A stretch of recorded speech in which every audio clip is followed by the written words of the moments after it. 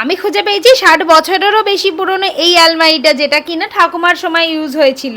ঠাম্মা এটা বেসিক্যালি রান্নাঘরে ইউজ করতো। আর পুরোনো দিনের জিনিস, যেহেতু জিনিসটা খুব ভালোই আছে, তার জন্য ভাবলাম এটাকে একটু মেকওভার করা যাক। সমস্ত জিনিস খুলে ফেলেছি আর এই জায়গাগুলোতে একটু হোয়াইট সিমেন্ট ইউজ করেছি।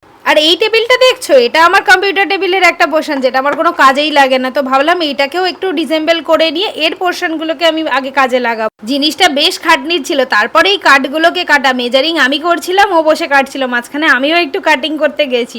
এ দেখো, আমি কিছুটা মেজারমেন্ট করে আগে জিনিসগুলোকে সেট করে নিয়েছি। নেক্সট ডে বসে পড়েছি এটাকে কালার করতে। আর যতই মনের মধ্যে মোটিভেশন থাকুক না কেন, এই গান না শুনলে কিন্তু কোনো এনার্জি আসে না। তোমরাও কি করো এরকম গান শুনে শুনে যে কোনো কাজকে আরো ইজি করতে?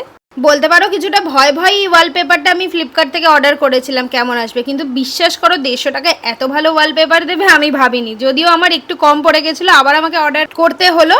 দুজন মিলে জিনিসটা কমপ্লিট করেছি বলে এত তাড়াতাড়ি কমপ্লিট হয়েছে, আর মজা করে করেও কাজটা করা গেছে। ব্যাস, এবার আলটিমেট আমার জিনিসটা পুরো রেডি। এই দেখো, আমার ক্রাফটের যত জিনিস আছে এবার সব বাইরে না থেকে ভেতরেই থাকবে। পুরোনো জিনিসকে নতুনভাবে দেখার একটা মজা কিন্তু বেশ আলাদা। দেখে চিনতেই পারছি না যে আগে কি ছিল আর এখন কি হচ্ছে।